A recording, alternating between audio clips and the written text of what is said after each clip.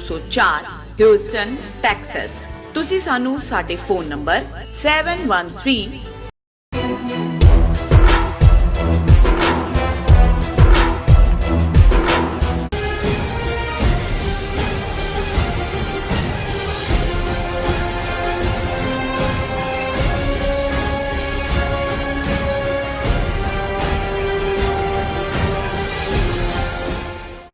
ਵਾਹਿਗੁਰੂ ਜੀ ਕਾ ਖਾਲਸਾ ਵਾਹਿਗੁਰੂ ਜੀ ਕੀ ਫਤਿਹ। TV 84 ਦੇ ਸਾਰੇ ਦਰਸ਼ਕ ਤੇ ਸਰੋਤੇ ਜਿਹੜੇ ਇਸ ਵਕਤ ਸਾਡੇ ਨਾਲ ਨਾਰਥ ਅਮਰੀਕਾ ਦੇ ਵਿੱਚੋਂ ਜੁੜੇ ਹੋਏ ਆ ਜਾਂ ਫਿਰ ਸੋਸ਼ਲ ਮੀਡੀਆ ਦੇ ਰਾਹੀਂ ਦੁਨੀਆ ਭਰ ਦੇ ਵਿੱਚ ਸਾਨੂੰ ਦੇਖ ਰਹੇ ਆ, ਉਹਨਾਂ ਸਾਰਿਆਂ ਦਾ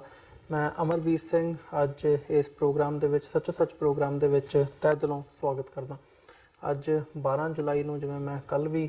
ਤੁਹਾਨੂੰ ਸਾਡੇ ਜਿਹੜੇ ਦਰਸ਼ਕ ਹੈਗੇ ਆ ਦੱਸਿਆ ਸੀ ਕਿ ਨੀਲਮ ਕੌਰ ਦੀ ਜਗ੍ਹਾ ਦੇ ਉੱਤੇ ਕੁਝ ਆਉਣ ਵਾਲੇ ਜਿਹੜੇ ਦਿਨ ਨੇ ਉਹ ਮੈਂ ਸੱਚੋ ਸੱਚ ਪ੍ਰੋਗਰਾਮ ਦੇ ਵਿੱਚ ਜਿਹੜੀ ਹੈ ਹਾਜ਼ਰੀ ਲਵਾਇਆ ਕਰਾਂਗਾ। ਸੋ ਅੱਜ ਦੇ ਜਿਹੜੇ ਇਸ਼ੂਜ਼ ਹੈਗੇ ਆ ਉਹਨਾਂ ਦੇ ਉੱਤੇ ਖਾਲਿਸਤਾਨ ਅਫੇਅਰ ਸੈਂਟਰ ਦੇ ਸੰਚਾਲਕ ਡਾਕਟਰ ਅਮਰਜੀਤ ਸਿੰਘ ਸਾਡੇ ਨਾਲ ਇਸ ਵਕਤ ਮੌਜੂਦ ਨੇ। ਉਹਨਾਂ ਦੇ ਨਾਲ ਮਿਲ ਕੇ ਅੱਜ ਦੀ ਜਿਹੜੀ ਇਹ ਵਿਚਾਰ ਚਰਚਾ ਹੈ ਇਹਦੀ ਸ਼ੁਰੂਆਤ ਕਰਦੇ ਹਾਂ। ਡਾਕਟਰ ਸਾਹਿਬ ਤੁਹਾਡਾ ਸਵਾਗਤ ਹੈ ਜੀ। ਵਾਹਿਗੁਰੂ ਜੀ ਕਾ ਖਾਲਸਾ ਵਾਹਿਗੁਰੂ ਜੀ ਕੀ ਫਤਿਹ। ਡਾਕਟਰ ਸਾਹਿਬ ਸ਼ੁਰੂਆਤ ਕਰੀਏ, ਜਿਵੇਂ ਅਸੀਂ ਕੱਲ੍ਹ ਦੇ ਸ਼ੋਅ ਦੇ ਵਿੱਚ ਵੀ ਜ਼ਿਕਰ ਕੀਤਾ ਸੀ 6 ਫॉर ਜਸਟਿਸ 'ਤੇ ਲਾਏ ਗਏ ਬੈਨ ਦਾ। ਅੱਜ ਦੋ ਜਿਹੜੀਆਂ ਸਟੇਟਮੈਂਟਸ ਨੇ ਡਾਇਰੈਕਟਲੀ ਇੱਕ ਸਰਦਾਰ ਸਿਮਰਨਜੀਤ ਸਿੰਘ ਮਾਨ ਦੀ ਇਸ ਹੱਕ ਦੇ ਵਿੱਚ ਆਈ ਹੈ ਕਿ ਜਿਹੜਾ ਬੈਨ ਲਾਇਆ ਗਿਆ 6 ਫॉर ਜਸਟਿਸ 'ਤੇ ਉਹ ਗਲਤ ਤਰੀਕੇ ਨਾਲ ਲਾਇਆ ਗਿਆ, ਜਦ ਕਿ ਉਹਨਾਂ ਨੇ ਕੋਈ ਗੈਰ ਕਾਨੂੰਨੀ ਐਕਟੀਵਿਟੀ ਹੈ ਹੀ ਨਹੀਂ ਉਹਨਾਂ ਦੀ। ਤੇ ਦੂਜੀ ਸੁਖਪਾਲ ਸਿੰਘ ਖਹਿਰਾ ਦਾ ਬਿਆਨ ਆਇਆ, ਉਹਨਾਂ ਨੇ 6 ਫॉर ਜਸਟਿਸ 'ਤੇ ਲੱਗੇ ਬੈਨ 'ਤੇ ਕੋਈ ਸਿੱਧਾ ਕਮੈਂਟ ਤਾਂ ਨਹੀਂ ਕੀਤਾ, ਪਰ ਜਦੋਂ ਅਸੀਂ ਦੇਖਦੇ ਹਾਂ ਕਿ ਉਹਨਾਂ ਨੇ ਕੈਪਟਨ ਅਮਰਿੰਦਰ ਸਿੰਘ ਨੂੰ ਸਿੱਧੇ ਸ਼ਬਦਾਂ ਦੇ ਵਿੱਚ ਇਹ ਗੱਲ ਕਹੀ ਹੈ ਕਿ ਕੈਪਟਨ ਅਮਰਿੰਦਰ ਸਿੰਘ ਇਸ ਵਕਤ BJP ਦੇ ਸਪੋਕਸਪਰਸਨ ਦੇ ਤੌਰ 'ਤੇ ਐਕਟ ਕਰ ਰਹੇ ਆ। ਮਤਲਬ ਇਹ ਕਹਿ ਲਿਆ ਜਾਵੇ ਕਿ ਜਿਹੜੀ RSS ਦੀ ਨੀਤੀ ਹੈ ਹਿੰਦੁਸਤਾਨ ਦੀ ਜਾਂ ਜਿਹੜੀ ਹਿੰਦੂਤਵਾਦੀ ਆਈਡੀਓਲੋਜੀ ਹੈ ਉਹਨੂੰ ਕੈਪਟਨ ਅਮਰਿੰਦਰ ਸਿੰਘ ਅੱਗੇ ਪ੍ਰੋਪੇਗੇਟ ਕਰ ਰਹੇ ਆ। ਸੋ ਜੇ ਸੁਖਪਾਲ ਸਿੰਘ ਖਹਿਰਾ ਦੇ ਇਸ ਬਿਆਨ ਤੋਂ ਸ਼ੁਰੂ ਕਰਨੀ ਹੋਵੇ ਗੱਲ ਤਾਂ ਤੁਸੀਂ ਕਿਵੇਂ ਦੇਖਦੇ ਹੋ ਉਹਨਾਂ ਦੇ ਬਿਆਨ ਨੂੰ? ਦੇਖੋ 1985 ਦੇ ਵਿੱਚ ਜਦੋਂ ਭਾਰਤੀ ਪਾਰਲੀਮੈਂਟ ਦੇ ਵਿੱਚ ਟਾਡਾ ਬਿੱਲ ਪੇਸ਼ ਹੋਇਆ, ਟੈਰਰਿਸਟ ਐਂਡ ਡਿਸਰਪਟਿਵ ਐਕਟੀਵਿਟੀਜ਼ ਐਕਟ, ਜ਼ਾਹਰ ਹੈ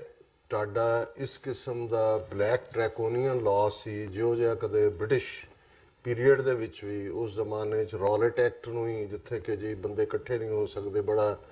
ਬਲੈਕ ਲਾਅ ਕਿਹਾ ਜਾਂਦਾ ਸੀ ਜੀ। ਲੇਕਿਨ ਟਾਡਾ ਦੇ ਥੱਲੇ ਇੱਕ ਫੌਜੀ ਕੋਲ, ਇੱਕ ਪੁਲਸੀਏ ਕੋਲ, ਇੱਕ ਸੈਮਾਈ ਮਿਲਟਰੀ ਵਾਲੇ ਕੋਲ ਹੱਕ ਸੀ, ਜਿਹਨੂੰ ਮਰਜ਼ੀ ਉਹ ਗੋਲੀ ਮਾਰ ਸਕਦਾ ਸੀ ਟੈਰਰਿਸਟ ਕਹਿ ਕੇ, ਜਿਹੜੇ ਮਰਜ਼ੀ ਘਰ 'ਚ ਵੜ ਸਕਦਾ ਸੀ ਇਹ ਕਹਿ ਕੇ ਕਿ ਇੱਥੇ ਜਿਹੜਾ ਉਹ ਅਸਲਾ ਰੱਖਿਆ ਹੋਇਆ। ਜ਼ਮਾਨਤ ਦਾ ਕੋਈ ਪ੍ਰੋਵੀਜ਼ਨ ਨਹੀਂ ਸੀ ਔਰ ਈਵਨ ਜਿਹੜਾ ਸੁਪਰੀਮ ਕੋਰਟ ਤੱਕ ਪਹੁੰਚ ਲਈ ਵੀ ਜਿਹੜਾ ਇੱਕ ਲੰਬਾ ਵਕਤ ਇੰਤਜ਼ਾਰ ਔਰ ਉਹਦੇ 'ਚ ਕੋਈ ਜ਼ਮਾਨਤ ਨਹੀਂ ਸੀ। ਸੋ ਜ਼ਾਹਰ ਹੈ ਕਿ ਉਹ ਲਾਅ ਜਦੋਂ ਬਿੱਲ ਪੇਸ਼ ਹੋਇਆ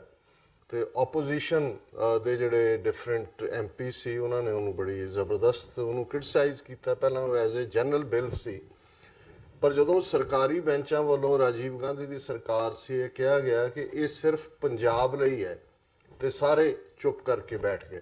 ਜੀ। ਇਹ ਦੇਖਣਾ ਬਹੁਤ ਇੰਪੋਰਟੈਂਟ ਹੈ ਕਿ ਜੇ ਉਹੀ ਪਰਸੀਕਿਊਸ਼ਨ ਵਾਲਾ ਮਾਹੌਲ, ਕਾਨੂੰਨੀ ਮਾਹੌਲ ਬਾਕੀ ਭਾਰਤ 'ਚ ਹੁੰਦਾ ਤੇ ਆਪੋਜੀਸ਼ਨ ਨੂੰ ਇਤਰਾਜ਼ ਸੀ ਕਿ ਜੀ ਇਹ ਜਿਹੜਾ ਇਹ ਤਾਂ ਬਿਲਕੁਲ ਐਂਟਾਈ ਡੈਮੋਕ੍ਰੈਟਿਕ ਲਾਅ ਹੈ। ਔਰ ਦੂਜਾ, ਔਰ ਬਾਅਦ ਦੇ ਵਿੱਚ ਟਾਡਾ ਦੇ ਉੱਤੇ ਬਹੁਤ ਸਾਰੇ US ਕਾਂਗਰਸ 'ਚ ਰੈਜ਼ੋਲੂਸ਼ਨ ਆਏ ਔਰ ਬਿੱਲ ਆਏ ਔਰ ਉਹਨੂੰ ਲੰਬਾ ਵਕਤ ਤੋਂ ਬਾਅਦ ਟਾਡਾ ਪੰਜਾਬ 'ਚ ਲੈਪਸ ਹੋਇਆ ਜਿੰਨਾ ਵੀ ਉਹਦਾ ਟਾਈਮ ਸੀ। ਪਰ ਅੱਜ ਵੀ ਜਦੋਂ ਅਸੀਂ ਪ੍ਰੋਫੈਸਰ ਦਵਿੰਦਰਪਾਲ ਸਿੰਘ ਭੁੱਲਰ ਦੀ ਗੱਲ ਕਰੀਏ ਜਾਂ ਦਇਆ ਸਿੰਘ ਲਾਹੌਰੀਆ ਦੀ ਗੱਲ ਕਰੀਏ ਜਾਂ ਜਿਹੜੇ 26 ਸਾਲ ਤੋਂ ਸਿੰਘ ਅੰਦਰ ਨੇ, ਉਹਨਾਂ ਦਾ ਟਰਾਇਲ ਜਾਂ ਉਹਨਾਂ ਦੇ ਉੱਤੇ ਕੇਸ ਟਾਡਾ ਦੇ ਥੱਲੇ ਜਿਹੜੇ ਨੇ ਉਹ ਡਿਸਾਈਡ ਹੁੰਦੇ ਨੇ। ਸੋ ਜ਼ਾਹਰ ਹੈ ਕਿ ਇਹ ਮੈਸੇਜ ਉਹਨਾਂ ਨੇ ਸਿੱਖਾਂ ਨੂੰ ਦਿੱਤਾ ਸੀ, ਭਾਰਤ ਦੀ ਪਾਰਲੀਮੈਂਟ ਨੇ, ਜਿਹਨੂੰ ਟੈਂਪਲ ਆਫ ਡੈਮੋਕ੍ਰੇਸੀ ਔਰ ਪਤਾ ਨਹੀਂ ਕੀ ਕਿਹਾ ਜਾਂਦਾ, ਕਿ ਵੀ ਤੁਹਾਡੀ ਇਸ ਮੁਲਕ ਦੇ ਵਿੱਚ ਥਾਂ ਨਹੀਂ ਜੇ ਤੁਹਾਡੀ ਸਾਰੀ ਕੌਮ ਨੂੰ ਵੀ ਜਿਹੜਾ ਉਹ ਟਾਰਗੇਟ ਕਰਕੇ ਸਾਡੀ ਫੌਜ ਔਰ ਪੁਲਿਸ ਜਿਹੜੀ ਹੈ ਉਹ ਮਾਰਦੀ ਹੈ ਤੇ ਉਹ ਕਾਨੂੰਨੀ ਤੌਰ ਦੇ ਉੱਤੇ ਜਾਇਜ਼ ਹੈ। ਹੁਣ ਇਹ ਗੱਲ ਇੱਕ ਕੰਟਰਾਸਟ ਸੀ ਐਮਰਜੈਂਸੀ ਦੇ ਉੱਤੇ, ਜਦੋਂ 1975 ਦੇ ਵਿੱਚ ਇੰਦਰਾ ਗਾਂਧੀ ਦੀ ਜਿਹੜੀ ਚੋਣ ਸੀ ਉਸ ਨੂੰ ਨਲ ਐਂਡ ਵਾਇਡ ਕੀਤਾ। ਜੱਜ ਨੇ ਕਰਪਟ ਪ੍ਰੈਕਟਿਸਿਸ ਕਰਕੇ, ਰਾਜ ਨਾਰਾਇਣ ਸੀ ਜਿਹਨੇ ਉਹਨੂੰ ਚੈਲੰਜ ਕੀਤਾ ਸੀ, ਔਰ ਜ਼ਾਹਰ ਹੈ ਕਿ ਉਹਦੇ ਤੇ ਇੱਕ ਦਬਾਅ ਬਣਿਆ ਕਿ ਇਹਨੂੰ ਕਿ ਤੂੰ ਅਸਤੀਫਾ ਦੇ। ਜੈ ਪ੍ਰਕਾਸ਼ ਨਾਰਾਇਣ ਦੀ ਮੂਵਮੈਂਟ ਉਦੋਂ ਟੋਟਲ ਕ੍ਰਾਂਤੀ, ਪੂਰਨ ਕ੍ਰਾਂਤੀ ਦੇ ਨਾਂ ਥੱਲੇ ਚੱਲ ਰਹੀ ਸੀ। ਸੋ ਇੰਦਰਾ ਗਾਂਧੀ ਨੇ ਉਸ ਵੇਲੇ KGB ਔਰ ਇਹ ਸਾਰੇ ਬੜੇ ਇਨਵੋਲਵ ਸੀ ਡੀਪਲੀ, ਔਰ ਇਹ ਜਿਹੜਾ ਬਾਅਦ ਦੇ ਵਿੱਚ ਸਿਧਾਰਥ ਸ਼ੰਕਰ ਰਹੇ, ਪੰਜਾਬ ਦਾ ਗਵਰਨਰ ਵੀ ਬਣਿਆ, ਔਰ ਜਿਹੜੀ ਸਿੱਖ ਜਵਾਨੀ ਦੀ ਕਿਲਿੰਗ 'ਚ ਵੀ ਉਹਨੇ ਮੇਨ ਰੋਲ ਅਦਾ ਕੀਤਾ। ਇਹ ਵੀ ਵੱਡਾ ਐਡਵਾਈਜ਼ਰ ਸੀ, ਸੁਪਰੀਮ ਕੋਰਟ ਲਾਇਰ ਵੀ ਸੀ। ਇੰਦਰਾ ਗਾਂਧੀ ਨੇ ਐਮਰਜੈਂਸੀ ਨਾਫਿਜ਼ ਕੀਤੀ ਸਾਰੇ ਭਾਰਤ ਦੇ ਵਿੱਚ। ਬੋਲਣ ਦਾ ਹੱਕ, ਬੇਸਿਕ ਲਿਬਰਟੀਜ਼, ਇਹ ਸਾਰੀਆਂ ਸਸਪੈਂਡ ਕੀਤੀਆਂ। ਸਾਰਾ ਹਿੰਦੁਸਤਾਨ ਜਿਹੜਾ ਇੱਕ ਸਟੇਜ ਦੇ ਉੱਤੇ ਜੈ ਪ੍ਰਕਾਸ਼ ਨਾਰਾਇਣ ਔਰ ਦੂਸਰੇ ਤੀਸਰੇ ਦੇ ਥੱਲੇ ਲੱਖਾਂ ਲੋਕ ਇਕੱਠੇ ਹੁੰਦੇ ਸੀ ਜੀ, ਸੁਸਰੀ ਦੀ ਤਰ੍ਹਾਂ ਸੌਂ ਗਏ, ਔਰ ਉਹਨਾਂ ਨੇ ਉਹਨਾਂ ਦੇ ਵੱਡੇ ਆਪੋਜੀਸ਼ਨ ਲੀਡਰ ਫੜ ਲਏ। ਕਿਤੇ ਕੋਈ ਜਿਹੜਾ ਪ੍ਰੋਟੈਸਟ ਜਾਂ ਦੂਜਾ ਕਿਉਂ ਹੋਣਾ ਸੀ। ਅੱਜ ਜਿਹੜਾ ਪ੍ਰਧਾਨ ਮੰਤਰੀ ਬਣਿਆ ਨਰਿੰਦਰ ਮੋਦੀ, ਇਹ ਵੀ ਪੱਗ ਬੰਨ੍ਹ ਕੇ ਲੁਕਿਆ ਰਿਹਾ 18-19 ਮਹੀਨੇ, ਔਰ ਜਿਹੜਾ ਸਭ ਤੋਂ ਜ਼ਿਆਦਾ ਪਟੀਸ਼ਨਾਂ ਕਰਕੇ ਔਰ ਹਿੰਦੂਤਵਾ ਦਾ ਸਭ ਤੋਂ ਵੱਡਾ ਆਈਡੀਆਲੋਗ ਸੁਬਰਾਮਨੀਅਮ ਸਵਾਮੀ ਹੈ, ਇਹ ਵੀ ਪੱਗ ਬੰਨ੍ਹ ਕੇ ਲੁਕਿਆ ਰਿਹਾ। ਹੁਣ ਪੰਜਾਬ ਦੇ ਵਿੱਚ ਐਮਰਜੈਂਸੀ ਦਾ ਅਸਰ ਬਹੁਤ ਘੱਟ ਸੀ। ਗਿਆਨੀ ਜ਼ੈਲ ਸਿੰਘ ਚੀਫ ਮਿਨਿਸਟਰ ਸੀ, ਉਹ ਸਮਝਦਾ ਸੀ ਕਿ ਵੀ ਉਹਨੇ ਕਿਸੇ ਅਕਾਲੀ ਲੀਡਰ ਨੂੰ ਗ੍ਰਿਫਤਾਰ ਨਹੀਂ ਕੀਤਾ। ਔਰ ਹੁਣ ਸਿੱਖਾਂ ਨੇ ਮਹਿਸੂਸ ਕੀਤਾ ਹੈ, ਔਰ ਉਸ ਵੇਲੇ ਦੇ ਜ਼ਾਹਰ ਹੈ ਅਕਾਲੀ ਲੀਡਰਸ਼ਿਪ ਨੇ ਵੀ, ਕਿ ਵੀ ਇਹ ਧੱਕਾ ਹੈ ਕਿ ਵੀ ਇਹ ਤਾਂ ਜੇ ਤੁਹਾਡਾ ਸਿਸਟਮ ਇੱਕ ਜਮਹੂਰੀ ਸਿਸਟਮ, ਬੇਸ਼ੱਕ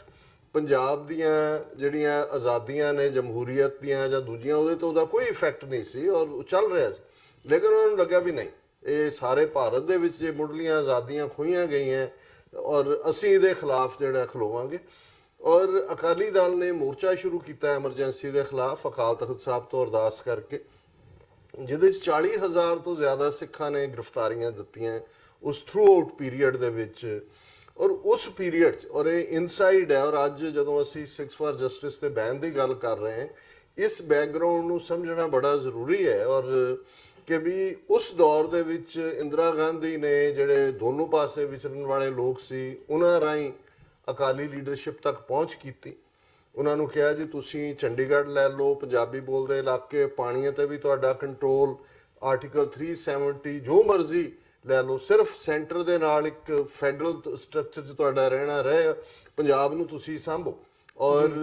ਦਿੱਲੀ 'ਚ ਹਮਾਇਤ ਕਰੋ ਔਰ ਇਹ ਐਮਰਜੈਂਸੀ ਦਾ ਮੋਰਚਾ ਖਤਮ ਕਰੋ। ਔਰ ਜ਼ਾਹਰ ਹੈ ਕਿ ਉਸ ਪੀਰੀਅਡ ਦੇ ਵਿੱਚ ਭਾਵੇਂ ਅੱਜ ਅਸੀਂ ਜਦੋਂ ਮਿਸਡ ਓਪਰਚੁਨਿਟੀਜ਼ ਦੀ ਗੱਲ ਕਰਦੇ ਹਾਂ, ਇਹਨੂੰ ਵੀ ਇੱਕ ਕਾਊਂਟ ਕੀਤਾ ਜਾਂਦਾ ਹੈ ਕਿ ਵੀ ਅਸੀਂ ਕਿਵੇਂ ਸਿਰਫ ਇਸ ਅੰਨੀ ਭਗਤੀ ਦੇ ਥੱਲੇ ਕਿ ਜੇ ਅਸੀਂ ਸਾਰੀਆਂ ਦੀ ਆਜ਼ਾਦੀ ਦੇ ਜਾਮਨ ਹੈ, ਅਸੀਂ ਉਸ ਓਪਰਚੁਨਿਟੀ ਨੂੰ ਗਵਾਇਆ। ਪਰ ਇਹਦੇ 'ਚ ਕੋਈ ਦੋ ਰਾਵਾਂ ਨਹੀਂ ਨੇ ਕਿ ਉਸ ਵੇਲੇ ਦੀ ਜਿਹੜੀ ਸਿੱਖ ਲੀਡਰਸ਼ਿਪ ਸੀ, ਉਹਨਾਂ ਨੇ ਕਿਹਾ ਜੀ ਨਹੀਂ, ਅਸੀਂ ਅਕਾਲ ਤਖਤ ਤੋਂ ਅਰਦਾਸ ਕੀਤੀ ਹੋਈ ਹੈ, ਜਦੋਂ ਤੱਕ ਮੁੱਢਲੀਆਂ ਆਜ਼ਾਦੀਆਂ ਜਿਹੜੀਆਂ ਨੇ ਬਹਾਲ ਨਹੀਂ ਕੀਤੀਆਂ ਜਾਂਦੀਆਂ ਸਾਰੇ ਸ਼ਹਿਰੀਆਂ ਦੀਆਂ ਭਾਰਤ ਦੇ, ਅਸੀਂ ਜਿਹੜਾ ਇਹ ਮੋਰਚਾ ਬੰਦ ਨਹੀਂ ਕਰਨਾ ਹੈ। ਔਰ ਜ਼ਾਹਰ ਹੈ ਕਿ 19 ਮਹੀਨੇ ਐਮਰਜੈਂਸੀ ਰਹੀ। ਉਹ ਪੀਰੀਅਡ ਹੈ ਅੱਜ ਜਿਹੜਾ RSS ਔਰ ਦੂਜਾ ਇਹਨਾਂ ਦਾ ਮੁਖੀ ਜਿਹੜਾ ਸੀ, ਇਹਨੇ ਜੇਲ੍ਹ ਚੋਂ ਮਾਫੀ ਮੰਗੀ। ਉਹਨੇ ਇੰਦਰਾ ਗਾਂਧੀ ਨੂੰ ਕਿਹਾ ਜੀ ਮੈਨੂੰ ਰਿਲੀਜ਼ ਕਰੋ ਤੁਸੀਂ ਜਿਹੜਾ, ਔਰ ਉਸ ਵੇਲੇ RSS ਤੇ ਵੀ ਪਾਬੰਦੀ ਲਾ ਦਿੱਤੀ ਸੀ ਉਹਨਾਂ ਨੇ ਕਿ ਵੀ ਮੈਂ ਜਿਹੜਾ ਅਸੀਂ ਤੁਹਾਡੀ ਪੂਰੀ ਹਮਾਇਤ ਕਰਦੇ। ਹੁਣ ਦੇਖਣ ਵਾਲੀ ਗੱਲ ਇਹ ਹੈ ਵੀ ਜੋ ਕੁਝ ਜੂਨ 84 ਤੱਕ ਫਿਰ ਵਾਪਰਦਾ, ਉਸ ਤੋਂ ਪਹਿਲਾਂ ਜੇ ਇੰਦਰਾ ਗਾਂਧੀ ਦਾ ਵਰਤਾਰਾ ਸਿੱਖਾਂ ਪ੍ਰਤੀ ਦੇਖਿਆ ਜਾਏ, ਬੇਸ਼ੱਕ ਨਹਿਰੂ ਖਾਨਦਾਨ ਦੀ ਲੈਗੇਸੀ ਤਾਂ ਗੰਗੂ ਬ੍ਰਾਹਮਣ ਦੀ ਲੈਗੇਸੀ ਨਾਲ ਜਾ ਕੇ ਜੁੜਦੀ ਹੈ, ਪਰ ਕਿਤੇ ਨਾ ਕਿਤੇ ਇਸ ਗੱਲ ਦਾ ਵੀ ਕਿ ਪੰਜਾਬੀ ਸੂਬਾ ਬੇਸ਼ੱਕ ਲਾਲ ਬਹਾਦਰ ਸ਼ਾਸਤਰੀ ਦੇ ਵੇਲੇ ਜਿਹੜਾ ਉਹਨੇ ਕਿਹਾ ਸੀ ਕਿ ਜੀ ਜਦੋਂ ਜੰਗ ਖਤਮ ਹੋਏਗੀ 65 ਦੇ ਵਿੱਚ ਅਸੀਂ ਇੱਕ ਇਹਨੂੰ ਕਮਿਸ਼ਨ ਬਣਾਵਾਂਗੇ, ਉਹਨੇ ਹੁਕਮ ਸਿੰਘ ਦੇ ਥੱਲੇ ਇੱਕ ਕਮੇਟੀ ਵੀ ਬਣਾਈ। ਲੇਕਿਨ ਪੰਜਾਬੀ ਸੂਬਾ ਹੋਂਦ 'ਚ ਉਦੋਂ ਹੀ ਆਇਆ ਜਦੋਂ ਇੰਦਰਾ ਗਾਂਧੀ ਪਾਵਰ 'ਚ ਆਈ।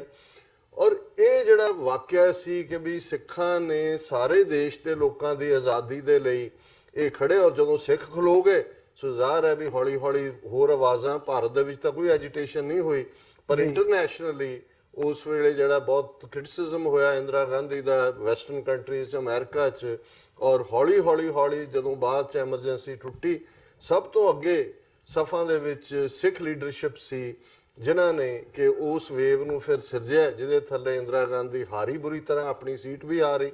ਔਰ ਜਿਹੜੀ ਹੈ ਜਨਤਾ ਪਾਰਟੀ ਦੇ ਥੱਲੇ ਜਿਹੜੀ ਹੈ ਹਕੂਮਤ ਬਣੀ। ਇਹ ਵੱਖਰੀ ਗੱਲ ਹੈ ਕਿ ਉਸ ਪੀਰੀਅਡ 'ਚ ਫਿਰ ਜਨਤਾ ਪਾਰਟੀ ਦੀ ਸਰਕਾਰ ਦੇ ਵੇਲੇ ਹੀ ਮੁਰਾਰਜੀ ਦੇਸਾਈ ਪ੍ਰਾਈਮ ਮਿਨਿਸਟਰ, ਜਦੋਂ ਕਿ ਨਰਕਧਾਰੀਆਂ ਨੇ ਨਕਲੀ ਨਿਰੰਕਾਰੀ ਜਿਨ੍ਹਾਂ ਨੂੰ ਕਿਹਾ ਜਾਂਦਾ ਹੈ 13 ਅਪ੍ਰੈਲ 1978 ਨੂੰ ਉਹਨਾਂ ਨੇ 13 ਸਿੰਘਾਂ ਨੂੰ ਸ਼ਹੀਦ ਕੀਤਾ ਔਰ ਉਹੀ ਪੀਰੀਅਡ ਜਦੋਂ ਕਿ ਫਿਰ ਅਕਾਲੀ ਇਹੀ ਸ਼ੇਮਲੈਸ ਅਕਾਲੀ ਜਦੋਂ ਉਹਦੇ ਤਰਲੇ ਕਰ ਰਹੇ ਸੀ ਡਿਸਾਈ ਦੇ ਕਿ ਜੀ ਉਹਨਾਂ ਦੀਆਂ ਕਿਤਾਬਾਂ ਜ਼ਬਤ ਕਰੋ ਅਵਤਾਰ ਬਾਣੀ ਯੁਗ ਪੁਰਸ਼ ਤੇ ਉਹ ਕਹਿੰਦਾ ਇਹ ਵਹਾਂ ਲੈਣੇ ਕਿਆ ਗਏ ਥੇ ਔਰ ਸਾਰਾ ਮੀਡੀਆ ਸਾਰੇ ਹਿੰਦੂਤਵੀ ਪਾਰਟੀਆਂ ਜਿਹਨੂੰ ਅੱਜ ਟਰਮੀਨੋਲੋਜੀ ਜਿਹੜੀ ਅੱਜ ਇਸਤੇਮਾਲ ਹੁੰਦੀ ਹੈ ਉਹ ਉਹਨਾਂ ਨਕਲੀ ਨਿਰੰਕਾਰੀਆਂ ਦੇ ਨਾਲ ਖਲੋਤੇ ਔਰ ਇੰਦਰਾ ਗਾਂਧੀ ਨੇ ਜਦੋਂ ਫਿਰ ਉਸ ਸਰਕਾਰ ਨਹੀਂ ਚੱਲੀ ਦੁਬਾਰਾ ਪਾਵਰ 'ਚ ਆਈ ਕੁਝ ਮਹੀਨਿਆਂ ਬਾਅਦ ਹੀ ਤੇ ਇੰਦਰਾ ਗਾਂਧੀ ਨੇ ਦੇਖਿਆ ਕਿ ਵੀ ਜੇ ਇੱਥੇ ਖਾਨਦਾਨੀ ਹਕੂਮਤ ਪੱਕੀ ਕਾਇਮ ਕਰਨੀ ਹੈ ਔਰ ਜ਼ਾਹਰ ਹੈ ਨੀਤੀਆਂ ਰਾਹ ਦੀਆਂ KGB ਬਣਾ ਰਹੇ ਸੀ ਤੇ ਸਿੱਖਾਂ ਨੂੰ ਸਬਕ ਸਿਖਾਉਣਾ ਬੜਾ ਜ਼ਰੂਰੀ ਹੈ ਸੋ ਜੋ ਕੁਝ ਫਿਰ 84 ਚ ਹੋਇਆ ਉਸ ਦਾ ਪਲਾਟ ਉਸ 1976 75-76 ਦੀ ਐਮਰਜੈਂਸੀ ਵੇਲੇ ਲਿਖਿਆ ਗਿਆ ਸੀ ਕਿ ਸਿੱਖ ਹੀ ਨੇ ਜਿਹੜੇ ਕਿ ਉਸ ਧਰਤੀ ਦੇ ਉੱਤੇ ਜਿਹੜੇ ਅਣਖ ਦੇ ਨਾਲ ਆਪ ਵੀ ਜਿਉਂਦੇ ਨੇ ਪਰ ਦੂਸਰਿਆਂ ਦੀਆਂ ਆਜ਼ਾਦੀਆਂ ਦੇ ਲਈ ਵੀ ਖਲੋਂਦੇ ਨੇ ਹੁਣ ਇਸ ਨੂੰ ਜੇ ਤੁਸੀਂ ਇਸ ਬੈਕਡ੍ਰੌਪ 'ਚ ਕੱਲਾ ਨਿਰੰਕਾਰੀ ਇਸ਼ੂ ਨਹੀਂ ਜੂਨ 84 ਦਾ ਹਮਲਾ ਦੇਖੋ ਇੱਕ ਦੋ ਨੂੰ ਇੰਡੀਵਿਜੂਅਲਸ ਨੂੰ ਛੱਡ ਕੇ ਸਾਰੇ ਦੇ ਸਾਰੇ ਭਾਰਤ ਦੀਆਂ ਪਾਰਟੀਆਂ ਔਰ ਮੈਜੋਰਿਟੀ ਹਕੂਮਤ ਦੇ ਨਾਲ ਖਲੋਤੀ ਨਵੰਬਰ 84 ਦੇ ਲਈ ਕੋਈ ਸਬੂਤ ਦੀ ਲੋੜ ਨਹੀਂ ਕਿ ਹਰ ਸੂਬੇ ਦੇ ਵਿੱਚ ਸਿੱਖਾਂ ਦੇ ਖਿਲਾਫ ਤਸ਼ੱਦਦ ਹੋਇਆ ਹਿੰਸਾ ਹੋਈ ਜਿਉਂਦੇ ਸਾੜੇ ਗਏ ਔਰ ਜੇ ਵਰਤਾਰਾ ਦੇਖਣਾ ਹੋਏ ਨਾ 35 ਸਾਲਾਂ 'ਚ 12 ਪ੍ਰਾਈਮ ਮਿਨਿਸਟਰ ਬਦਲੇ ਨੇ ਉਸ ਸਾਰੇ ਦੌਰ ਦੇ ਵਿੱਚ ਉਸ ਕਿਸਮ ਦੇ ਲੋਕ ਵੀ ਪ੍ਰਧਾਨ ਮੰਤਰੀ ਬਣੇ VP ਸਿੰਘ ਚੰਦਰ ਸ਼ੇਖਰ ਜਿਨ੍ਹਾਂ ਨੂੰ ਸਿੱਖਾਂ ਦੇ ਦੋਸਤ ਕਰਕੇ ਜਾਣਿਆ ਜਾਂਦਾ ਸੀ ਸੋ ਅਸੀਂ ਸਮਝਦੇ ਹਾਂ ਇਹ ਸਾਰਾ ਇਸ ਲਈ ਇਸ ਗੱਲ ਦੇ ਉੱਤੇ ਮੈਂ ਐਮਫਸਾਈਜ਼ ਕਰ ਰਿਹਾ ਹਾਂ ਕਿ ਅੱਜ ਉਵੇਂ ਜਿਵੇਂ ਟਾਡਾ ਐਕਟ ਬਣਿਆ ਲਾਗੂ ਹੋਇਆ ਸੀ ਔਰ ਉਹ ਬਿੱਲ ਦੀ ਡਿਸਕਸ਼ਨ ਵੇਲੇ ਜਦੋਂ ਉਹਨਾਂ ਨੇ ਕਿਹਾ ਜੀ ਸਿਰਫ ਪੰਜਾਬ ਲਈ ਹੈ ਤੇ ਸਾਰੇ ਬੈਠ ਗਏ ਸੀ ਆਪੋਜੀਸ਼ਨ ਖਤਮ ਹੁਣ 1960ਵਿਆਂ ਦਾ 50 ਸਾਲ ਪੁਰਾਣਾ ਕੋਈ ਐਕਟ ਚੁੱਕ ਕੇ ਜਿਹੜੀ ਹੈ ਉਹਨਾਂ ਦੀ ਕੈਬਨਿਟ ਜਾਂ ਉਹਨਾਂ ਦੀ home ministry Sikhs for justice ਜਿਹਦਾ ਕੋਈ ਪੰਜਾਬ ਦੇ ਵਿੱਚ ਕੋਈ ਪੋਲੀਟੀਕਲ ਵਿੰਗ ਕੋਈ ਉਹਨਾਂ ਦੀ ਫੰਕਸ਼ਨਿੰਗ ਨਹੀਂ ਹੈ ਕੋਈ ਉਹਨਾਂ ਦੇ ਉੱਤੇ ਉਹਨਾਂ ਨੇ ਕੋਈ ਦਹਿਸ਼ਤਗਰਦੀ ਦੀਆਂ ਕਾਰਵਾਈਆਂ ਨੇ ਉਹਨਾਂ ਦੀ ਹੋਂਦ ਨਹੀਂ ਹੈ ਪੋਲੀਟੀਕਲੀ ਵੀ ਅਦਰ ਦੈਨ ਕਿ ਜਿਵੇਂ ਆਪ ਹੀ ਕਹਿੰਦੇ ਨੇ ਇੱਕ ਪਾਸੇ ਕਹੀ ਜਾਂਦੇ ਨੇ ਜੀ ਇਹ ਸੋਸ਼ਲ ਮੀਡੀਆ ਤੇ ਹੀ ਹੈ ਔਰ ਇਹਨਾਂ ਦੀ ਕੋਈ ਫੋਲੋਇੰਗ ਨਹੀਂ ਹੁਣ ਇਹ ਆਉਣ ਤੋਂ ਬਾਅਦ ਜ਼ਾਹਰ ਹੈ ਕਿ ਭਾਰਤ ਦੀ ਕਿਸੇ ਵੀ ਹਿੰਦੂਤਵੀ ਪਾਰਟੀ ਜਾਂ ਦੂਜੇ ਨੇ ਤਾਂ ਬੋਲਣਾ ਨਹੀਂ ਸੀ ਕਾਂਗਰਸ ਵੀ ਨੇ ਪੰਜਾਬ 'ਚ ਤੁਸੀਂ ਵਰਤਾਰਾ ਦੇਖੋ ਔਰ ਇਹਦੇ 'ਚ ਠੀਕ ਹੈ ਕਿ ਵੀ ਇਹ ਦੋ ਸਟੇਟਮੈਂਟ ਜਿਹੜੀਆਂ ਸਰਦਾਰ ਸਿਮਰਨਜੀਤ ਸਿੰਘ ਮਾਨ ਸ਼੍ਰੋਮਣੀ ਅਕਾਲੀ ਦਲ ਅੰਮ੍ਰਿਤਸਰ ਦੇ ਪ੍ਰੈਜ਼ੀਡੈਂਟ ਔਰ ਪੰਜਾਬ ਏਕਤਾ ਪਾਰਟੀ ਦੇ ਸੁਖਪਾਲ ਸਿੰਘ ਖਹਿਰਾ ਵੈਲਕਮ ਨੇ ਲੇਕਿਨ ਪਹਿਲਾਂ ਤੁਸੀਂ ਮੇਨ ਸਟ੍ਰੀਮ ਪਾਰਟੀਆਂ ਪੰਜਾਬ ਦੀਆਂ ਦੇਖੋ ਜਿਨ੍ਹਾਂ ਦੇ ਵਿੱਚ ਰੂਲਿੰਗ ਕਾਂਗਰਸ ਹੈ ਜੀ BJP ਹੈ ਬਾਦਲ ਅਕਾਲੀ ਦਲ ਕਿਉਂਕਿ ਜਿਹੜੀਆਂ ਦੋਨਾਂ ਧਿਰਾਂ ਨੇ ਬਿਆਨ ਦਿੱਤਾ ਇਹਨਾਂ ਦਾ ਕੋਈ ਜਿਹੜਾ ਹੈ ਉਸ ਕਿਸਮ ਦਾ ਅਸੀਂ ਜੇ ਦੇਖੀਏ ਇਨਫਲੂਐਂਸ ਤਾਂ ਇਸ ਵੇਲੇ ਮੈਕਸਿਮਮ MLAs ਵੀ ਪੰਜਾਬ 'ਚ ਦੂਜਿਆਂ ਦੇ ਨੇ ਜੀ ਹੁਣ ਚਾਹੀਦਾ ਤਾਂ ਇਹ ਸੀ ਕਿ ਬੇਸ਼ੱਕ ਗੱਲ ਕਿਸੇ ਦੀ ਵੀ ਹੋਏ ਇਹ ਸਿੱਖਸ ਫਾਰ ਜਸਟਿਸ ਨਾ ਵੀ ਹੁੰਦੀ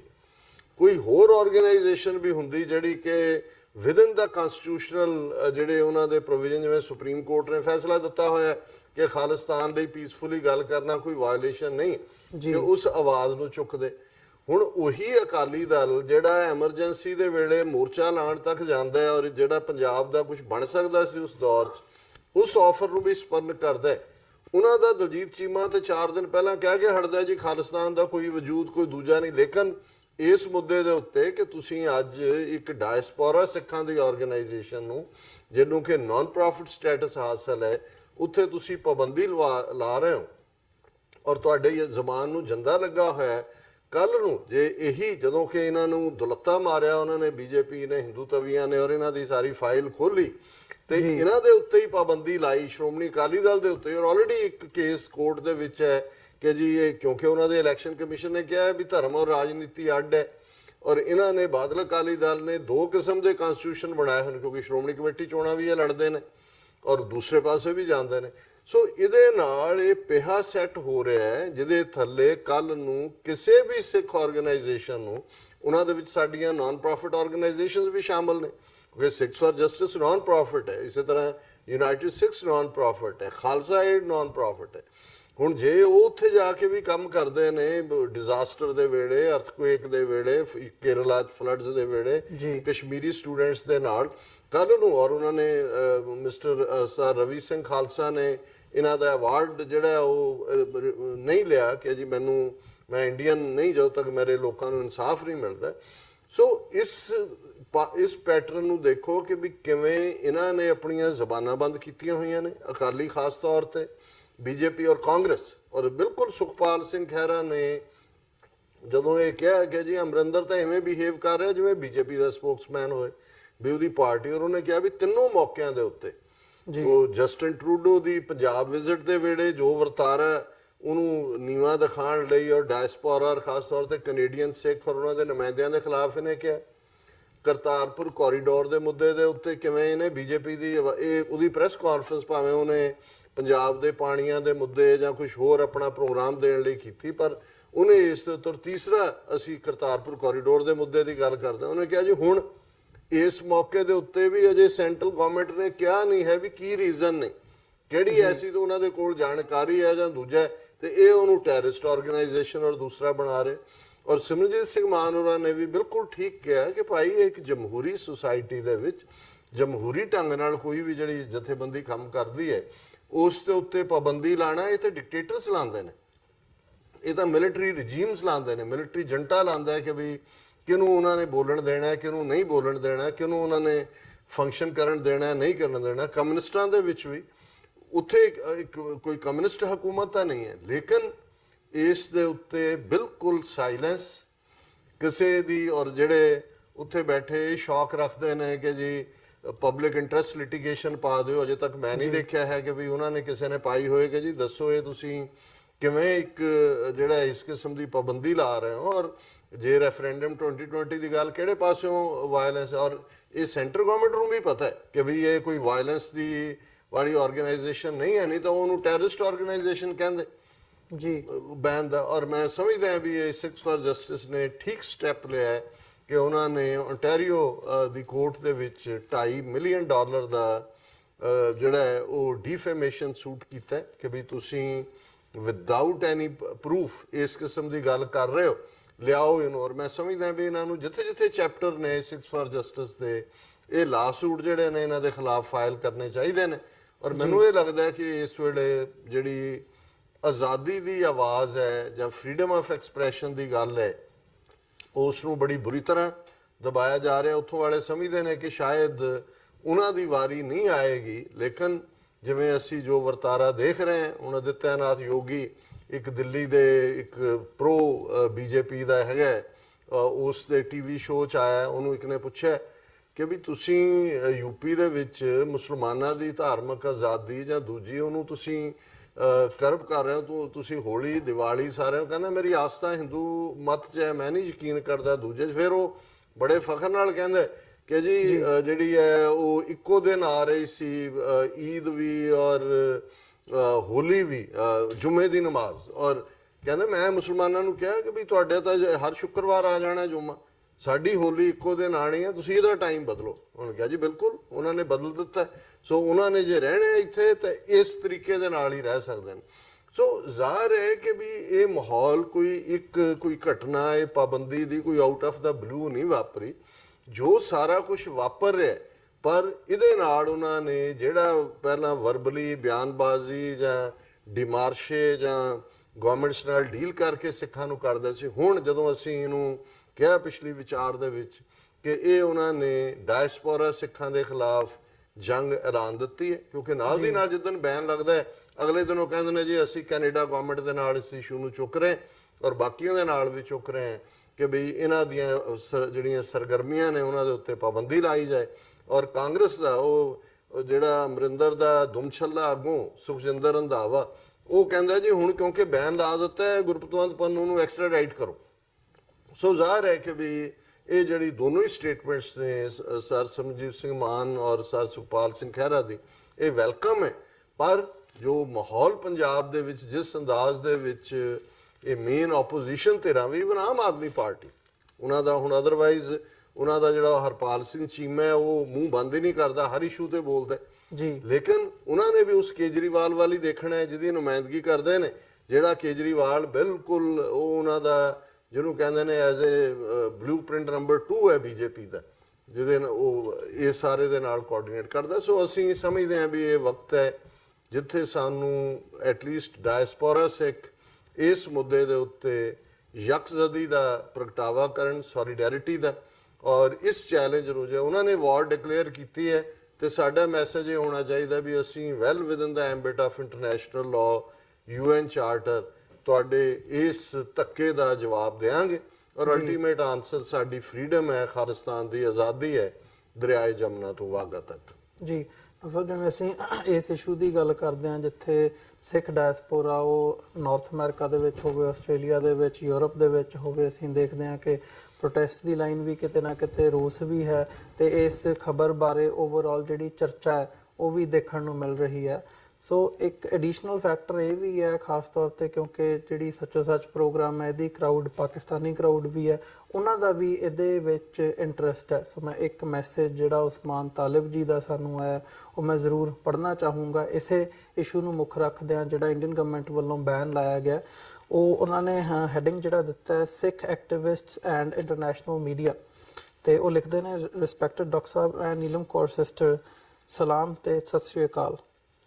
Dr. Saab, after the Hindutva move of banning referendum 2020, representatives of referendum 2020 should come forward in international media and make their point. Usually states are very powerful than any individual, but we have seen vice versa in recent history. It's not the time to play hide and seek for Sikh activists. Take it as an opportunity to explain why Free Khalistan is important and how it will affect common man of Punjab. Don't give Hindutvis what they want in reaction. Free Kashmir and Khalistan will be a reality soon. Regards. ਦੇਖੋ ਉਸਮਾਨ ਤਾਲਿਬ ਜੀ ਨੇ ਬੜੀ ਪਤੇ ਦੀ ਗੱਲ ਕੀਤੀ ਹੈ। ਅਸੀਂ ਬਹੁਤ ਵਾਰ ਜਦੋਂ ਜੂਨ 84 ਤੋਂ ਬਾਅਦ ਦੀ ਆਪਣੀ ਮੂਵਮੈਂਟ ਦੀ ਗੱਲ ਵੀ ਕਰਦੇ ਹਾਂ ਔਰ ਮੇਰਾ ਅਕਸਰ ਇਹ ਕਹਿਣਾ ਹੁੰਦਾ ਹੈ ਕਿ ਬਹੁਤ ਕੁਝ ਅਸੀਂ ਰਿਐਕਸ਼ਨ 'ਚ ਕੀਤਾ ਜੀ। ਜੇ ਜੂਨ 84 ਦਾ ਹਮਲਾ ਹੋਇਆ ਤੇ ਅਸੀਂ ਉਸ ਦੇ ਉੱਤੇ ਰਿਐਕਟ ਕੀਤਾ, ਜ਼ਾਹਰ ਹੈ ਜਜ਼ਬਾਤੀ ਸਾਡੇ ਦਿਲ ਵਰੁੰਦਰੇ ਗਏ ਔਰ ਸਾਰੀ ਮੂਵਮੈਂਟ ਦਾ ਆਧਾਰ। ਫਿਰ ਜਦੋਂ ਤੁਸੀਂ ਪ੍ਰੋਐਕਟਿਵ ਪਹੁੰਚ ਨਹੀਂ ਰੱਖਦੇ, ਕੰਟਰੋਲ ਉਹਦੇ ਕੋਲ ਹੁੰਦਾ ਜਿਹੜਾ ਤੁਹਾਨੂੰ ਰਿਐਕਟ ਕਰਵਾ ਰਿਹਾ ਹੁੰਦਾ ਜੀ। ਸੋ ਜ਼ਾਹਰ ਹੈ ਕਿ ਮੈਂ ਸਮਝਦਾ ਹਾਂ ਕਿ ਵੀ ਇਸ ਮੌਕੇ ਦੇ ਉੱਤੇ ਵੀ ਇਹ ਠੀਕ ਹੈ, ਬਾਹਰ ਵੀ ਸੋਸ਼ਲ ਮੀਡੀਆ ਦੇ ਉੱਤੇ ਜਿਹੜੇ ਸਾਡੇ ਵੀਰ ਭੈਣਾਂ ਐਕਟਿਵ ਨੇ ਉਹ ਕਮੈਂਟ ਵੀ ਲਿਖਦੇ ਨੇ ਔਰ ਥੋੜੀ ਬਹੁਤ ਗਰਮਜੋਸ਼ੀ ਵੀ ਨਜ਼ਰ ਆਉਂਦੀ ਹੈ। ਫਿਰ ਕੋਈ ਨਵੀਂ ਖਬਰ ਆ ਜਾਂਦੀ ਹੈ ਉਹ ਭੁੱਲ ਜਾਂਦਾ ਹੈ ਔਰ ਅਗਲੇ ਦੇ ਉੱਤੇ ਕਮੈਂਟ ਲਿਖਣਾ ਸ਼ੁਰੂ ਹੋ ਜਾਂਦੇ ਨੇ। ਪਰ ਮੈਂ ਸਮਝਦਾ ਵੀ ਬਿਲਕੁਲ ਉਸਮਾਨ ਤਾਲਿਬ ਜੀ ਨੇ ਠੀਕ ਕਿਹਾ ਕਿ ਸਾਡੇ ਲਈ ਇੱਕ ਓਪਰਚੁਨਿਟੀ ਹੈ, ਮੌਕਾ ਹੈ ਕਿ ਅਸੀਂ ਖਾਲਿਸਤਾਨ ਦਾ ਜਿਹੜਾ ਆਪਣਾ ਕਨਸੈਪਟ ਹੈ ਔਰ ਸਾਡਾ ਖਾਲਿਸਤਾਨ ਦਾ ਗੋਲ ਹੈ ਉਸ ਨੂੰ ਜਿਹੜਾ ਉਹ ਇੰਟਰਨੈਸ਼ਨਲ ਮੀਡੀਆ ਔਰ opinion makers, decision makers, law makers ਤੱਕ ਪਹੁੰਚਾਈਏ ਕਿ ਭਾਈ ਸਾਡਾ ਕਿਵੇਂ ਜਿਹੜਾ ਕੇਸ ਹੈ ਉਹ ਹੱਕ ਸੱਚ ਦੇ ਉੱਤੇ ਮਬਨੀ ਹੈ। ਔਰ ਅਸੀਂ ਐਜ਼ ਏ ਪਰਸੀਕਿਊਟਡ ਪੀਪਲ ਜਿਹੜੇ ਅਸੀਂ ਥਰਡ ਪਾਰਟੀ ਸੀ, ਬ੍ਰਿਟਿਸ਼ ਨੇ ਜਦੋਂ ਕਿ ਨੈਗੋਸ਼ੀਏਸ਼ਨ ਕੀਤੀ ਟ੍ਰਾਂਸਫਰ ਆਫ ਪਾਵਰ ਦੇ ਲਈ, ਅੱਜ ਅਸੀਂ ਕਿਵੇਂ ਇੱਕ ਕੈਪਟਿਵ ਨੇਸ਼ਨ ਬਣੇ, ਕਿਵੇਂ ਸਾਡੀਆਂ ਮੁੱਢਲੀਆਂ ਆਜ਼ਾਦੀਆਂ ਫਰੀडम ਆਫ ਐਕਸਪ੍ਰੈਸ਼ਨ ਵੀ ਖੋਈ ਜਾ ਰਹੀ ਹੈ, ਕਿਵੇਂ ਸਾਡਾ ਸੈਂਕਟਰਮ ਜਿਹੜਾ ਫੌਜੀ ਹਮਲੇ ਥੱਲੇ ਆਇਆ ਔਰ ਅੱਜ ਕਿਵੇਂ ਲਾਜ਼ ਸੈਲੈਕਟਿਵ ਤਰੀਕੇ ਦੇ ਨਾਲ ਉੱਥੇ ਬਣਾਏ ਜਾ ਰਹੇ ਨੇ ਜਿਨ੍ਹਾਂ ਦੇ ਨਾਲ ਜਿਵੇਂ ਪਾਣੀਆਂ ਦਾ ਇਸ਼ੂ ਹੈ ਔਰ ਆਉਣ ਵਾਲੇ ਦਿਨਾਂ 'ਚ ਇਸ ਦਾ ਕੋਈ ਬਹੁਤੇ ਨੋਟਿਸ ਨਹੀਂ ਲੈ ਰਹੇ। ਸੁਪਰੀਮ ਕੋਰਟ ਨੇ 3 ਸਤੰਬਰ ਦੀ ਡੇਟ ਫਿਕਸ ਕੀਤੀ ਹੈ, ਉਹਨੇ 3 ਸਟੇਟਾਂ ਨੂੰ ਕਿਹਾ ਕਿ ਜੀ ਤੁਸੀਂ ਇਹਨੂੰ ਨਿਬੇੜੋ। ਮਤਲਬ ਇਹ ਹੈ ਔਰ ਅਮਰਿੰਦਰ ਦੀ ਖੱਟੜ ਦੇ ਨਾਲ ਮੀਟਿੰਗ ਦੱਸਦੀ ਹੈ, ਮੈਨੂੰ ਇਹ ਐਕਸਪੈਕਟਡ ਹੈ ਇਸ ਲਾਈਨ ਦੇ ਉੱਤੇ ਕਿ ਬਹੁਤ ਜਲਦੀ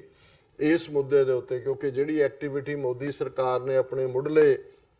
ਹਫ਼ਤਿਆਂ ਦੇ ਵਿੱਚ ਕੀਤੀ ਹੈ ਉਹਦੇ 'ਚੋਂ ਇੰਟਰਲਿੰਕਿੰਗ ਆਫ ਰਿਵਰਸ ਦੀ ਗੱਲ ਕਰ ਰਹੇ ਨੇ ਔਰ ਜਦੋਂ ਉਹਨਾਂ ਨੇ ਕਿਹਾ ਜੀ ਅਸੀਂ ਇੱਕ ਬਣਾ ਰਹੇ ਹਾਂ ਪਰਮਾਨੈਂਟ ਟ੍ਰਾਈਬਿਊਨਲ ਜਿਹੜਾ ਇੰਟਰ ਸਟੇਟ ਜਿਹੜੇ ਵਾਟਰ ਕਨਫਲਿਕਟ ਹੈ ਉਸ ਨੂੰ ਜਿਹੜਾ ਰਿਜ਼ੋਲਵ ਕਰੇਗਾ ਤੇ ਉਹਦੇ 'ਚੋਂ ਬਿਆਸ ਤੇ ਦੂਜੇ ਦਰਿਆਵਾਂ ਦਾ ਨਾਂ ਲੈਂਦੇ ਨੇ। ਇੰਟਰਸਟੇਟ ਡਿਸਪਿਊਟ ਤਾਂ ਹੋਏ ਜੇ ਪੰਜਾਬ ਦੇ ਦਰਿਆ ਰਾਜਸਥਾਨ, ਹਰਿਆਣਾ ਜਾਂ ਦੂਜੇ 'ਚੋਂ ਲੰਘ ਰਹੇ ਹੋਣ। ਕਾਵੇਰੀ ਦਾ ਹੋ ਸਕਦਾ ਹੈ, ਗੰਗਾ ਦਾ ਹੋ ਸਕਦਾ ਹੈ, ਕਿਸੇ ਹੋਰ ਦਾ ਹੋ ਸਕਦਾ ਹੈ, ਜਿਹੜਾ ਮਲਟੀਪਲ ਸਟੇਟਾਂ 'ਚੋਂ ਜਿਹੜੇ ਦਰਿਆ ਗੁਜ਼ਰਦੇ ਨੇ, ਬ੍ਰਹਮਪੁੱਤਰਾ ਦਾ ਹੋ ਸਕਦਾ ਹੈ। ਪਰ ਸਤਲੁਜ, ਬਿਆਸ, ਰਾਵੀ ਦਾ ਤਾਂ ਕੋਈ ਰੌਲਾ ਨਹੀਂ ਹੈ, ਨਾ ਤਾਂ ਸਤਲੁਜ ਹਰਿਆਣੇ 'ਚੋਂ ਗੁਜ਼ਰਦਾ ਹੈ ਨਾ ਰਾਜਸਥਾਨ 'ਚੋਂ ਗੁਜ਼ਰਦਾ ਹੈ। ਸੋ ਬੇਸਿਕਲੀ ਅਸੀਂ ਤਾਂ ਕਿਸੇ ਇਹਨਾਂ ਦੇ ਟ੍ਰਾਈਬਿਊਨਲ ਜਾਂ ਦੂਜੇ ਦੇ ਥੱਲੇ ਇੰਟਰਸਟੇਟ ਦੇ ਥੱਲੇ ਆਂਦੇ ਹੀ ਨਹੀਂ। ਇਹ ਤਾਂ ਇਹਨਾਂ ਨੇ, ਜਿਵੇਂ ਮੈਂ ਅੱਜ ਇਸ ਬੈਨ ਦੀ ਗੱਲ ਕਰ ਰਿਹਾ, ਇਵੇਂ ਹੀ 1966 ਦੇ ਵਿੱਚ ਜਿਹੜਾ ਇਹਨਾਂ ਨੇ ਪੰਜਾਬ ਰੀਆਰਗੇਨਾਈਜੇਸ਼ਨ ਐਕਟ ਬਣਾਇਆ, ਉਹਦੇ 'ਚ ਉਹਨਾਂ ਨੇ 3 ਆਰਟੀਕਲ 78, 79, 80 ਉਹ ਵਾੜ ਕੇ ਪੰਜਾਬ ਦੇ ਪਾਣੀਆਂ ਦੇ ਉੱਤੇ ਭਾਖੜਾ ਬਿਆਸ ਮੈਨੇਜਮੈਂਟ ਬੋਰਡ ਲਿਆ ਕੇ ਬਿਠਾ ਦਿੱਤਾ। ਸੋ ਮੈਂ ਸਮਝਦਾ ਵੀ ਜਦੋਂ ਅਸੀਂ ਆਪਣੇ ਕੇਸ ਦੀ ਪ੍ਰੈਜੈਂਟੇਸ਼ਨ ਦੀ ਗੱਲ ਕਰਦੇ ਹਾਂ, ਠੀਕ ਹੈ ਅੱਜ ਹਿਊਮਨ ਰਾਈਟਸ ਦਾ ਇਸ਼ੂ ਬਹੁਤਾ ਦੁਨੀਆ 'ਚ ਨਹੀਂ ਵਿਕਦਾ, ਲੇਕਿਨ ਪਾਣੀ ਦਾ ਇਸ਼ੂ ਤਾਂ ਵਿਕਦਾ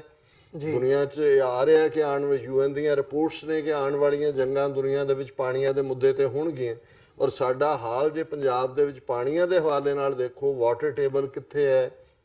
ਡੈਜ਼ਰਟ ਬਣ ਰਿਹਾ ਹੈ, ਸਾਰੀ ਮਾਲਵਾ ਬੈਲਟ ਕੈਂਸਰ ਬੈਲਟ ਬਣ ਗਈ ਹੈ ਕਿਉਂਕਿ ਨਾ ਪਾਣੀ ਸਾਫ਼ ਹੈ ਨਾ ਹਵਾ ਸਾਫ਼ ਹੈ। ਸੋ ਇਹ ਸਾਡੇ ਲਈ ਓਪਰਚੁਨਿਟੀ ਹੈ, ਜਿਵੇਂ ਉਸਮਾਨ ਤਾਲਿਬ ਜੀ ਨੇ ਕਿਹਾ ਕਿ ਵੀ ਅਸੀਂ ਸਾਰੇ ਇਹਨਾਂ ਪੁਆਇੰਟਸ ਦੇ ਉੱਤੇ ਬੇਸਡ ਆਪਣਾ ਕੇਸ ਇੰਟਰਨੈਸ਼ਨਲ ਕਮਿਊਨਿਟੀ ਦੇ ਸਾਹਮਣੇ, ਜਿਹਦੇ 'ਚ ਡਿਸੀਜਨ ਮੇਕਰ ਵੀ ਨੇ, ਜਿਹਦੇ 'ਚ ਮੀਡੀਆ ਵੀ ਹੈ, ਜਿਹਦੇ 'ਚ ਥਿੰਕ ਟੈਂਕ ਵੀ ਨੇ ਔਰ ਆਮ ਜਨਤਾ ਵੀ ਹੈ, ਉਸ ਤੱਕ ਪਹੁੰਚਾਈ। ਔਰ ਬਹੁਤ ਬਹੁਤ ਸ਼ੁਕਰੀਆ ਉਸਮਾਨ ਤਾਲਿਬ ਜੀ ਦਾ। ਜੀ ਡਾਕਟਰ ਸਾਹਿਬ, ਜਿਵੇਂ ਤੁਸੀਂ ਗੱਲ ਕੀਤੀ ਹੈ ਵੀ ਇਹ ਇੱਕ ਓਪਰਚੁਨਿਟੀ ਹੈ ਸਾਡੇ ਲਈ ਆਪਣਾ ਕੇਸ ਅਸੀਂ ਦੁਨੀਆ ਦੇ ਸਾਹਮਣੇ ਰੱਖ ਸਕੀਏ, ਤੇ ਰੈਦਰ ਦੈਨ ਅਸੀਂ ਰਿਐਕਟ ਕਰੀਏ, ਸਾਡੀ ਜਿਹੜੀ ਅਪਰੋਚ ਹੈ ਉਹ ਐਕਟ ਕਰਨ ਦੀ ਹੋਣੀ ਚਾਹੀਦੀ ਹੈ। ਸੋ ਤੁਹਾਨੂੰ ਲੱਗਦਾ ਵੀ ਜਿਹੜਾ ਇਹ ਸਾਰਾ ਵਰਤਾਰਾ ਆਲੇ ਦੁਆਲੇ ਦੇਖਣ ਨੂੰ ਮਿਲ ਰਿਹਾ ਹੈ, ਖਾਸ ਤੌਰ ਤੇ ਜਿਸ ਟੌਪਿਕ ਦੇ ਬਾਰੇ ਅਸੀਂ ਗੱਲ ਕਰ ਰਹੇ ਹਾਂ, ਇਹ ਤੋਂ ਬਾਅਦ ਜਿੱਦਾਂ ਦੇ ਰਿਐਕਸ਼ਨਸ ਖਾਸ ਤੌਰ ਤੇ ਸਾਡੀ ਕਮਿਊਨਿਟੀ ਦੇ ਵਿੱਚੋਂ ਸਾਡੇ ਲੋਕਾਂ ਦੇ ਦੇਖਣ ਨੂੰ ਮਿਲ ਰਹੇ ਆ, ਵੀ ਅਸੀਂ ਇਸ ਗੱਲ ਨੂੰ ਸਮਝਦੇ ਹਾਂ ਤੇ ਇਸ ਗੱਲ ਨੂੰ ਅਸੀਂ ਫੋਲੋ ਕਰ ਸਕਦੇ ਹਾਂ, ਰੈਦਰ ਦੈਨ ਜਸਟ ਹਾਂ ਹੀ ਕਰਨ ਦੇ ਜਾਂ ਰਿਐਕਟ ਕਰਨ ਦੇ ਵੀ ਇੱਦਾਂ ਕਰ ਲਓ ਉੱਦਾਂ ਕਰ ਲਓ, ਤੇ ਗੱਲ ਫਿਰ ਕੁਝ ਦਿਨਾਂ ਬਾਅਦ ਗੱਲ ਉੱਥੇ ਦੀ ਉੱਥੇ ਆ ਜਾਂਦੀ ਹੈ। ਦੇਖੋ, ਮੇਰੇ ਕੋਲ ਸ਼ਾਇਦ ਤੁਹਾਡੇ ਸਵਾਲ ਦਾ ਸਪਸ਼ਟ ਜਵਾਬ ਤਾਂ ਨਾ ਹੋਏ, ਪਰ ਮੈਨੂੰ ਲੱਗਦਾ ਹੈ ਕਿ ਵੀ ਸਾਨੂੰ ਇਸ ਚੱਕਰ ਚੋਂ ਬਾਹਰ ਨਿਕਲਣਾ ਪਏਗਾ, ਜਿਹੜਾ ਦੋਸ਼ ਅਸੀਂ 47 ਦੀ ਅਕਾਲੀ ਲੀਡਰਸ਼ਿਪ ਦੇ ਉੱਤੇ ਜਿਹੜਾ ਥੋਪਦੇ ਹਾਂ, ਜ਼ਾਹਰਾ ਤੌਰ ਤੇ ਰਾਈਟਲੀ ਥੋਪਦੇ ਹਾਂ ਕਿ ਉਹਨਾਂ ਨੇ ਇਨਡਿਸਾਈਸਿਵਨੈਸ ਦਿਖਾਈ ਜਾਂ ਗਲਤ ਚੋਣ ਕੀਤੀ ਜਾਂ ਆਪਣੇ ਇੰਟਰਸਟ ਨਹੀਂ ਵਾਚ ਕੀਤੇ, ਜਾਂ ਅਕਾਲੀ ਲੀਡਰਸ਼ਿਪ ਬਾਰੇ ਅਸੀਂ ਗੱਲ ਕਰਕੇ ਹਟੇ ਕਿ ਕਿਵੇਂ ਉਹਨਾਂ ਨੇ ਜਿਹੜਾ they never missed an opportunity to miss an opportunity. So ਮੈਂ ਸਮਝਦਾ ਵੀ ਜੇ ਅਸੀਂ ਇਸ ਮੌਕੇ ਨੂੰ ਵੀ ਜਿਹੜਾ ਅਵੇਲ ਨਹੀਂ ਕਰਾਂਗੇ ਤਾਂ ਸਾਡੀ ਲਾਈਨ ਵੀ ਉਹਨਾਂ ਦੇ ਵਿੱਚ ਹੀ ਲੱਗ ਜਾਏਗੀ ਕਿ ਭਾਈ ਕੌਮ ਦੇ ਕੋਲ ਇੱਕ ਮੌਕਾ ਹੋਰ ਆਇਆ ਸੀ ਜਿਹੜਾ ਦੁਸ਼ਮਣ ਨੇ ਪ੍ਰੋਵਾਈਡ ਕੀਤਾ, ਕਿਉਂਕਿ ਇਹ ਹੁਣ ਉਹਨਾਂ ਨੇ ਬੈਨ ਲਾ ਕੇ ਸਾਨੂੰ ਮੌਕਾ ਦਿੱਤਾ ਕਿ ਅਸੀਂ ਪ੍ਰੋਐਕਟਿਵ ਲਾਈਨ ਲਈਏ। ਤੇ ਜੇ ਅਸੀਂ ਸਿਰਫ ਇਸ ਗੱਲ ਨੂੰ ਕੁਝ ਚੰਦ ਪ੍ਰੋਟੈਸਟ ਜਾਂ ਫਲੈਗ ਬਰਨਿੰਗ ਜਾਂ ਕੋਈ ਹੋਰ ਇਹ ਹੋਣਾ ਚਾਹੀਦਾ ਹੈ ਉਹਨਾਂ ਦੇ ਲਈ ਕੰਟੈਂਪਟ ਸ਼ੋ ਕਰਨ ਲਈ, ਪਰ ਮੈਂ ਸਮਝਦਾ ਵੀ ਸਾਨੂੰ ਵੀ ਨੀਡ ਟੂ ਡੂ ਮੋਰ ਤਾਂ ਕਿ ਔਰ ਇੱਕ ਕੰਸਿਸਟੈਂਟ ਪਲਾਨ ਦੇ ਥੱਲੇ, ਜਿਹਦੇ ਥੱਲੇ ਤਾਂ ਕਿ ਉਹਦੀ ਕੰਟੀਨਿਊਟੀ ਹੋਏ ਔਰ ਉਹਦੇ ਚੋਂ ਅਸੀਂ ਆਪਣਾ ਪ੍ਰੋਐਕਟਿਵ ਪਹੁੰਚ ਦੇ ਰਾਹੀਂ ਆਪਣੇ ਗੋਲ ਦੇ ਕਰੀਬ ਆ ਸਕੀਏ। ਜੀ ਬਿਲਕੁਲ ਡਾਕਟਰ ਸਾਹਿਬ, ਤੁਹਾਡਾ ਬਹੁਤ ਬਹੁਤ ਧੰਨਵਾਦ, ਤੁਸੀਂ ਵਿਚਾਰ ਸਾਂਝੇ ਕੀਤੇ। ਵਿਊਅਰਸ, ਇਸ ਇਸ਼ੂ ਦੇ ਉੱਤੇ ਜਿਹੜੀ 6 ਫॉर ਜਸਟਿਸ ਦੇ ਉੱਤੇ ਬੈਨ ਲਾਇਆ ਗਿਆ, ਅਸੀਂ ਵਿਚਾਰ ਚਰਚਾ ਕੀਤੀ ਹੈ ਪਹਿਲੇ ਸੈਗਮੈਂਟ ਦੇ ਵਿੱਚ। ਅਸੀਂ ਦੂਜੇ ਸੈਗਮੈਂਟ ਦੇ ਵਿੱਚ ਕੁਝ ਹੋਰ ਇਸ਼ੂ ਦੇ ਨਾਲ ਜਿਹੜੀ ਹੈ ਵਿਚਾਰ ਚਰਚਾ ਕੰਟੀਨਿਊ ਕਰਾਂਗੇ। ਇੱਕ ਛੋਟੀ ਜਿਹੀ ਬ੍ਰੇਕ ਤੋਂ ਬਾਅਦ ਮੁਲਾਕਾਤ ਹੁੰਦੀ ਹੈ।